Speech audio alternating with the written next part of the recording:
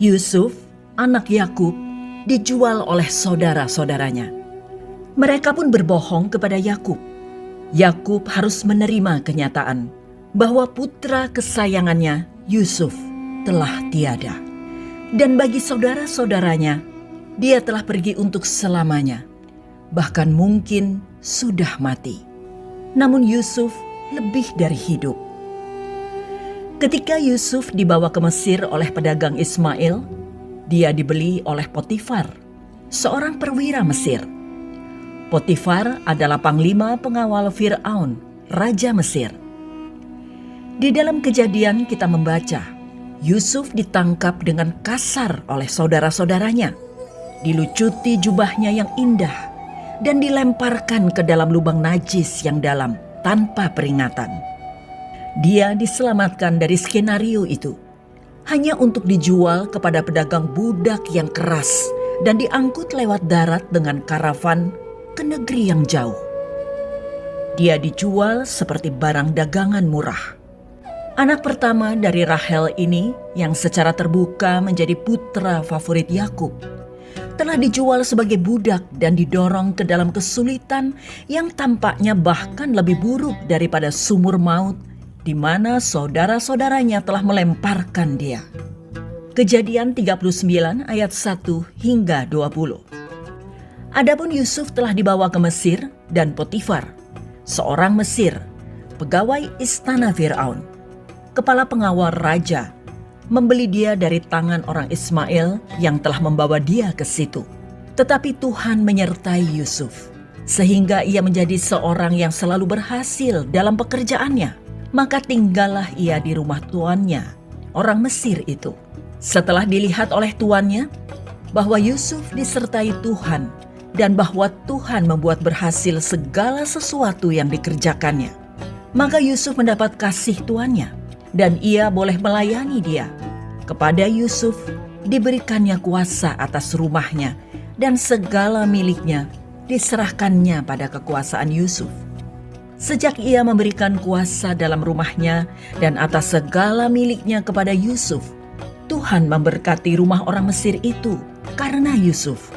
Sehingga berkat Tuhan ada atas segala miliknya, baik yang di rumah maupun yang ada di ladang. Segala miliknya diserahkannya pada kekuasaan Yusuf. Dan dengan bantuan Yusuf, ia tidak usah lagi mengatur apapun selain dari makanannya sendiri. Adapun Yusuf itu manis sikapnya dan elok parasnya. Selang beberapa waktu, istri tuannya memandang Yusuf dengan birahi. Lalu katanya, "Marilah tidur dengan aku." Tetapi Yusuf menolak dan berkata kepada istri tuannya itu, "Dengan bantuanku, tuanku itu tidak lagi mengatur apa yang ada di rumah ini, dan ia telah menyerahkan segala miliknya pada kekuasaanku. Bahkan di rumah ini ia tidak lebih besar kuasanya daripadaku, dan tiada yang tidak diserahkannya kepadaku, selain daripada engkau, sebab engkau istrinya. Bagaimanakah mungkin aku melakukan kejahatan yang besar ini dan berbuat dosa terhadap Allah?" Walaupun dari hari ke hari perempuan itu membujuk Yusuf, Yusuf tidak mendengarkan bujukannya itu untuk tidur di sisinya dan bersetubuh dengan dia. Pada suatu hari, masuklah Yusuf ke dalam rumah untuk melakukan pekerjaannya. Sedang dari seisi rumah itu, seorang pun tidak ada di rumah. Lalu perempuan itu memegang baju Yusuf sambil berkata, "Marilah tidur dengan aku." Tetapi Yusuf meninggalkan bajunya di tangan perempuan itu dan lari keluar. Ketika dilihat perempuan itu bahwa Yusuf meninggalkan bajunya dalam tangannya dan telah lari keluar, dipanggilnyalah seisi rumah itu. Lalu katanya kepada mereka, "Lihat, dibawanya kemari seorang Ibrani, supaya orang ini dapat mempermainkan kita. Orang ini mendekati aku untuk tidur dengan aku, tetapi aku berteriak-teriak dengan suara keras. Dan ketika didengarnya bahwa aku berteriak sekeras-kerasnya, ditinggalkannya lah bajunya padaku. Lalu ia lari keluar. Juga ditaruhnya baju Yusuf itu di sisinya, sampai tuan rumah pulang. Perkataan itu jugalah yang diceritakan perempuan itu kepada Potifar. Katanya, "Hamba orang Ibrani yang kau bawa kemari itu datang kepadaku untuk mempermainkan aku. Tetapi ketika aku berteriak sekeras-kerasnya, ditinggalkannya bajunya padaku, lalu ia lari keluar." Baru saja didengar oleh tuannya perkataan yang diceritakan istrinya kepadanya. Begitulah aku diperlakukan oleh hambamu itu. Maka bangkitlah amarahnya. Lalu Yusuf ditangkap oleh tuannya dan dimasukkan ke dalam penjara, tempat tahanan-tahanan raja dikurung. Demikianlah Yusuf dipenjarakan di sana. Dari perikop itu kita melihat bahwa dalam segala hal yang Yusuf lalui, Tuhan menyertainya untuk menguatkan dan memberinya anugerah, bahkan ketika tampaknya sebaliknya. Dan dalam semua peristiwa kehidupan Yusuf, baik ataupun jahat, Allah tetap berdaulat. Sebagaimana dalam pemeliharaannya, Allah telah memastikan bahwa Yusuf dibenci oleh saudara-saudaranya dan dijual ke Mesir. Kemudian dalam pemeliharaannya, juga Allah membawa Yusuf ke rumah Potifar dan memakmurkannya di sana. Demikian pula Allah dalam pemeliharaannya sekarang memimpin Yusuf melalui periode gelap lain dalam hidupnya, di mana dia terus digoda. Dan kemudian karena dia setia dalam pencobaan itu, dia berakhir di penjara. Allah memberikan kepadanya baik kemakmuran dan kesulitan, dan Allah tetap bersamanya, baik dalam kemakmuran maupun kesulitan.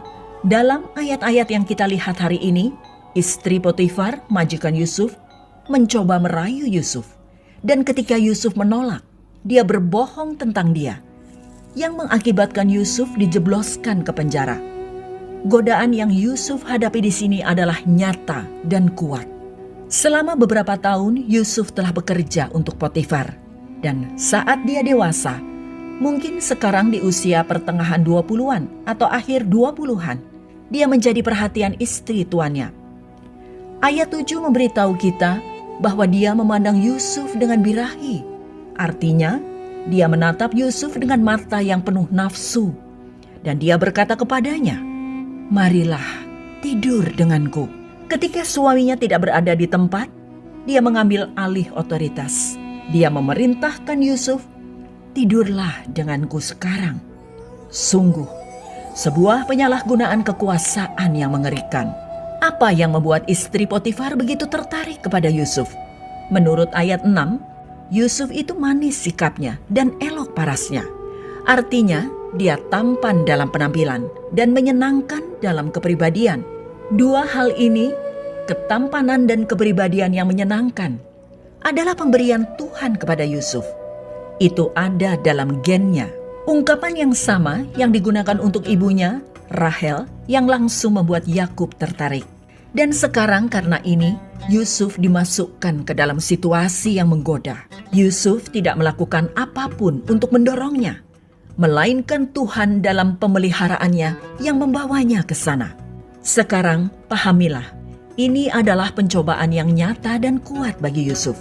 Yusuf, seperti pemuda normal lainnya, diciptakan dengan hormon yang menghasilkan hasrat fisik. Tidak heran jika hal ini membuat si penggoda, istri majikannya, tertarik secara seksual. Tanpa rasa malu, istri Potifar mengajaknya untuk berhubungan intim. Wanita ini yakin bahwa rayuannya pasti akan berhasil. Ini bukan wanita tua yang mencoba merayu Yusuf. Tentu ada yang menarik dari istri Potifar. Bagaimanapun, Potifar adalah seorang pria yang kaya raya dan terkenal di Mesir. Dan kemudian kita melihat betapa gigihnya wanita ini. Dia tidak hanya berani memberitahu Yusuf apa yang dia inginkan darinya, tetapi dia juga gigih dalam merayu Yusuf. Dari ayat 10 kita mengetahui bahwa hari demi hari dia mengajukan lamaran ini kepada Yusuf, mencoba membuatnya lelah. Tidak ada orang di sekitarnya, tidak ada yang akan tahu. Yusuf bisa saja beralasan, "Saya pantas menerima ini. Di sini saya sendirian. Kapan lagi ada kesempatan seperti ini?" Dan dia tersedia. Betapa miripnya hal ini dengan godaan seksual di zaman dan budaya kita sendiri. Itu ada di sekitar kita, terus-menerus membuat penawarannya tersedia, dan Anda dapat melakukannya secara rahasia dalam privasi rumah Anda, privasi internet, dan Netflix. Dan semua orang diberitahu, ini akan membuatmu bahagia dan kamu pantas mendapatkannya. Itu pilihanmu. Dan itu sama kurang ajarnya. Para pemuda-pemudi kita mengetahui hal ini ketika mereka kuliah atau di tempat kerja. Tidak ada yang menahan komentar sugestif atau humor kasar. Entah pria, entah wanita, sama-sama membuat diri mereka tersedia untuk Anda. Terutama jika Anda, seperti Yusuf, menarik. Istri Potifar dengan tidak tahu malu dalam pendekatannya berkata kepada Yusuf, "Ayo, tidur denganku." Kebanyakan orang, baik dulu maupun sekarang, akan terkejut dan setidaknya merasa tersanjung oleh godaan seperti itu. Yusuf, di sisi lain, bahkan tidak termakan sedikit pun oleh rayuannya. Dia bereaksi dengan keberanian yang sama tanpa ragu-ragu dan benar-benar percaya diri dalam dirinya dan Tuhannya. Yusuf berkata kepadanya, "Maaf, Nyonya, Tuan Potifar telah mempercayakan segala miliknya kepada saya. Ia tidak perlu memikirkan apa-apa lagi di rumah ini. Di sini, kuasa saya sama besar dengan kuasanya. Tidak ada satupun yang tidak dipercayakannya kepada saya, kecuali Nyonya. Bagaimana mungkin saya melakukan perbuatan sejahat itu dan berdosa terhadap Allah?" Yusuf menolak mentah-mentah. Jika Anda duduk di sana berpikir bahwa Yusuf adalah semacam raksasa spiritual, Anda salah. Jika Anda berpikir tabir perlindungan mistis membuatnya tetap terkendali, Anda juga salah. Bagaimana Yusuf bisa melakukan hal seperti itu? Karena dua alasan. Pertama, adalah pengabdiannya kepada tuannya. "Tuanku percaya padaku," katanya kepada wanita ini. "Dia telah mendelegasikan wewenang atas semua yang dia miliki kepada saya. Anda, istrinya, adalah satu-satunya yang bukan milik saya. Saya tidak akan pernah mengkhianati kepercayaannya." Motivasi kedua adalah pengabdiannya kepada Tuhan. "Bagaimana saya bisa melakukan kejahatan besar ini dan berdosa terhadap Tuhan?" Clarence Edward McCartney menambahkan sentuhan realistis. Ini bukan godaan biasa. Yusuf adalah seorang pemuda berdarah merah, bukan patung atau mumi berusia 20-an. Bukan hanya satu godaan pada satu hari, tapi serangkaian dari mereka. Bagaimana mungkin seorang bujangan muda berdarah merah di usia akhir 20-an ini menolak? Karena dia sadar bahwa hidupnya adalah buku yang terbuka di hadapan Tuhan. Pada titik ini di dalam hidupnya Yusuf, Tuhan lebih nyata baginya daripada apapun atau siapapun di planet ini. Dia berada di ruang rahasia, benar-benar aman dengan istri tuannya yang telah menyiapkan momen yang ditunggu-tunggu ini. Kesenangan nafsu untuknya. Tetapi menurut Yusuf, ini adalah kejahatan yang besar, pelanggaran yang mengerikan terhadap Allahnya. Alhasil, dia menjauh. Dia berhasil kabur. Namun ceritanya tidak sampai di sini saja. Istri Potifar tidak mau menerima jawaban tidak. Perasaan nafsu berubah menjadi benci. Ketika dia menyadari bahwa Yusuf telah meninggalkan pakaiannya di tangannya dan telah melarikan diri keluar, dia memanggil para pelayan di rumahnya dan memberitahu mereka. "Lihat," katanya kepada mereka, "orang Ibrani yang telah dibawa kepada kita ini telah mempermainkan kita. Dia datang ke sini untuk tidur denganku, tetapi aku berteriak." Wanita yang ditolak ini sekarang hanya menginginkan balas dendam. Untuk menyelesaikan ini, dia membuat tuduhan palsu melawan Yusuf berdasarkan bukti tidak langsung, yakni pakaiannya. Dan dia meletakkan pakaiannya di sampingnya sampai suaminya pulang. Ketika suaminya mendengar kata-kata istrinya, amarahnya pun memuncak dan majikan Yusuf itu pun memasukkannya ke dalam penjara, tempat di mana para narapidana kerajaan diikat. Mazmur 105 ayat 18 menggambarkan dengan lebih jelas keadaan Yusuf saat itu, di mana leher dan kakinya dibelenggu. Mereka menghimpit kakinya dengan belenggu. Lehernya masuk ke dalam besi. Mazmur 105 ayat 18. Ini jelas merupakan suatu penderitaan. Namun ini pun bukan akhir kisah Yusuf. Tuhan menyertai Yusuf. Apa yang terjadi dalam ayat 1 hingga 6 kembali terjadi dalam Kejadian 39 ayat 21 hingga 23. Tuhan menyertainya dalam penjara dan menyebabkan ia disukai kepala penjara. Kejadian 39 ayat 21 hingga 23. Tetapi Tuhan menyertai Yusuf dan melimpahkan kasih setianya kepadanya dan membuat Yusuf kesayangan bagi kepala penjara itu. Sebab itu kepala penjara mempercayakan semua tahanan dalam penjara itu kepada Yusuf, dan segala pekerjaan yang harus dilakukan di situ, dialah yang mengurusnya. Dan kepala penjara tidak mencampuri segala yang dipercayakannya kepada Yusuf, karena Tuhan menyertai dia, dan apa yang dikerjakannya dibuat Tuhan berhasil. Tuhanlah yang berdaulat. Tuhanlah yang membuat Potifar maupun kepala penjara senang terhadap Yusuf. Tuhan mampu membuat orang senang. Tuhan juga bisa membuat orang benci atau tidak senang. Hakim-Hakim 14 ayat 1 hingga 4 dan Mazmur 105 ayat 25. Memang hati manusia ada dalam tangan Tuhan, dan ia bisa mengarahkannya kemanapun ia kehendaki. Amsal 21 ayat 1. Makanya, jika Anda sedang dalam masa yang enak, gunakan saat itu dengan bijaksana dengan memperkuat rohani Anda. Dengan demikian, pada waktu Anda mengalami jurang, maka Anda akan kuat menanggungnya. Tetapi jika saat ini Anda sedang berada dalam keadaan yang paling gelap, tetaplah mentaati Tuhan.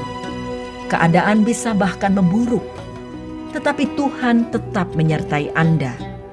Ia bisa mengubah keadaan itu sehingga makin membaik secara bertahap.